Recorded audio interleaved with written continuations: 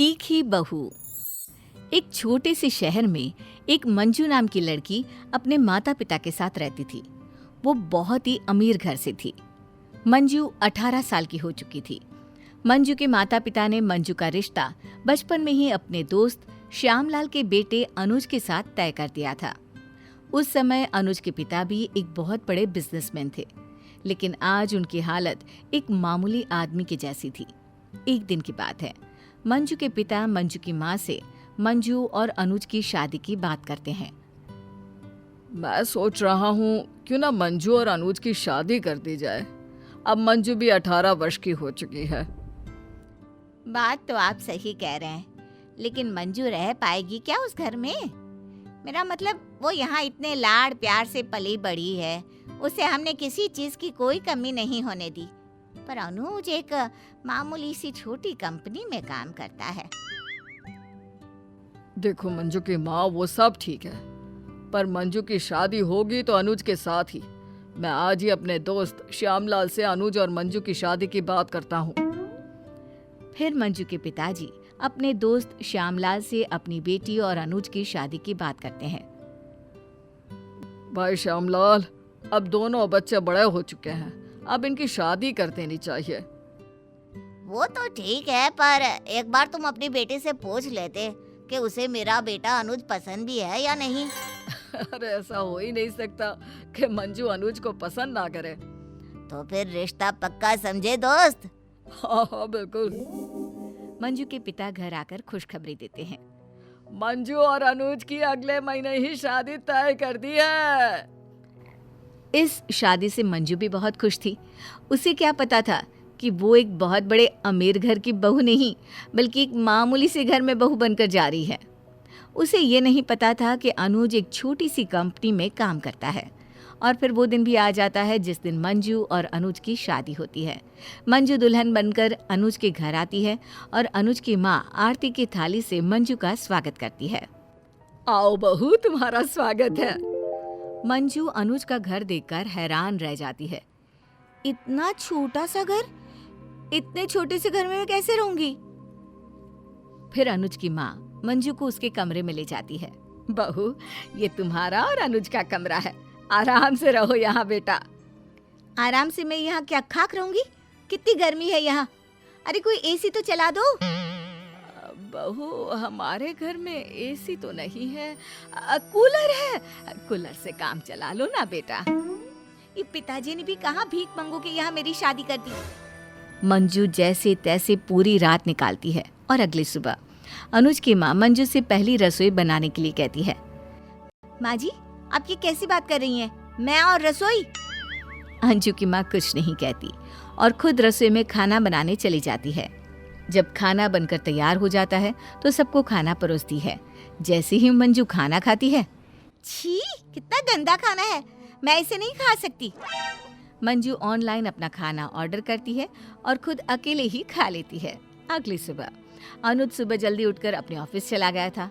घर में बहुत सारा काम पड़ा था, तो अनुज की माँ मंजू से कहती है, अब बेटा, इतना सारा काम पड़ा है घर में, तुम जरा रसोई में जाकर खाना बना लो ना। खाना? ये मेरे बस की बात नहीं है माँ जी, मैं खाना नहीं बना सकती। आप मुझे खाना बनाने के लिए कह रही हैं? अरे आप खुद क्यों नहीं बना लेती खाना? अच्छा ठीक है, तो फिर तुम कोई और काम कर लो। मुझे समझ भी नहीं आता, आप मुझे काम करने के लिए क्यों कहती हैं?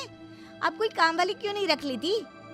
मंजू बेटा, अब तुम्हें तो पता ही है ना, अनुज एक छोटी कंपनी में काम करता है, उसे उतने पैसे नहीं मिलते कि हम एक काम वाली रख ले। ओह, तो आप लोगों ने मुझे काम वाली समझ लिया है? मंजू घर का कोई काम नहीं करती थी। उसे तो अपनी सास पर जरा भी दया नहीं आती थी। वो बेचारी सारा दिन काम करती रहती और मंजू आराम से बैठकर टीवी देखती रहती। फिर कुछ दिन ऐसे ही चलता रहता है। एक दिन अचानक अनुज की माँ की तबीयत खराब हो जाती है और घर का सारा काम यूं ही पड़ा रह जाता है। ये देख मंजू को बड़ा गुस्सा आता है। घर का कितना सारा काम पड़ा है। तभी मंजू की सास कमरे से आवाज लगाती है, मंजू, मंजू जरा एक गिलास पानी तो पिला दो। मंजू कमरे में जाकर देखती है कि उसकी सास पलंग पर लेटी हुई है। बहू, आज मेरी तबीयत कुछ ठीक नहीं है। आज घर का सारा काम तुम्हें ही करना पड़ेगा। मुझे तेज बुखार है, मुझे एक कप चाय बनाकर पिला दो। अच्छी खासी तो दिख रही हो, और क्या तुमने मुझे नौकरानी समझ रखा है जो मैं तुम्हें चाय बनाकर पिलाऊं? काम ना करने के लिए बहाना चाहिए और कुछ नहीं। फिर मंजू की सास तबीयत खराब होने के बावजूद भी उठकर घर का सारा काम करती है और मंजू के लिए खाना और चाय भी बना कर देती है। जब शाम को अनुज ऑफिस से घर आता है और अपनी माँ को बीमार हालत में घर का काम करते हुए देखता है। माँ, तुम्हारी तबीयत ठीक नहीं है तो तुम क्यों काम कर रही हो? अनुज की माँ कुछ नहीं कहती। अनुज सब समझ जाता है और मंजू पर बहुत गुस्सा होता है। तुम्हारे अंदर जरा भी लाज शर्म है भी या नहीं? तुम्हें दिखाई नहीं देता कि माँ कितनी बीमार है और तुम उनसे घर का काम कराए जा रही हो? अरे, अब तुम्हारी माँ बीमार है तो इसमें मैं क्या कर सकती हूँ? तुम्हारा कुछ नहीं हो सकता। अनुज जल्दी से अपनी माँ को डॉक्टर के पास लेकर जाता है। डॉक्टर अनुज की माँ को दवाई देता है और उन्हें आराम करने के लिए कहता है। अनुज अपनी माँ को घर ले आता है। माँ, आज से आपको घर का कोई काम करने की जरूरत नहीं है। आप सिर्फ आराम करेंगी और कुछ नहीं। वो मंजू से कहता है, अगर मेरी माँ से तुमने कोई भी काम करवाया और मेरी माँ को कुछ भी हुआ तो मैं तुम्हें छोड़ूंगा नहीं। मंजू को ना चाहते हुए भी घर का सारा काम करना पड़ रहा था। फिर एक दिन अचानक मंजू की तबीयत खराब हो जाती है। अनुज की माँ देखती है कि मंजू को बहुत तेज बुखार है। मंजू, तुम्हें तो बहुत तेज बुखार है, मैं अभी डॉक्टर के पास ले जाती हूँ। मंजू अपनी सास की बात सुनकर हैरान रह जाती है। वो मन में सोचने लगती है, मैंने अपनी सास के साथ इतना सब किया, फिर भी मेरी सास मुझे डॉक्टर के पास लेकर जाना चाहती है। मंजू की सास मंजू को डॉक्टर के पास ले जाकर उसे दवाई दिलाकर लाती है और उसे आराम करने के लिए कहती है। बहू, तुम आराम करो, अगर किसी चीज की जरूरत पड़े तो मुझे आवाज लगा देना। मंजू देखती है कि उसकी सास उसकी बहुत सेवा कर रही है। वो उसे पलंग से उठने तक नहीं देती थी, यहाँ तक कि उसे खाना भी अपने हाथों से खिलाती थी। उसके बाल भी मंजू की सास खुद बनाती, उसे जरा सी भी तकलीफ नहीं होने देती।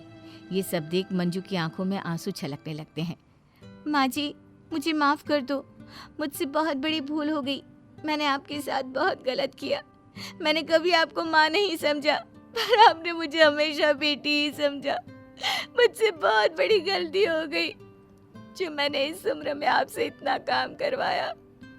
मंजू को अपनी गलती का एहसास हो चुका था। उसकी सास मंजू को माफ कर देती है और उसे अपने गले लगा लेती है। बहू, अगर सुबह का भूला शाम को घर आ जाए तो उसे भूला नहीं कहते। माँ जी, आपने मुझे माफ कर दिया ना? हाँ बेटा।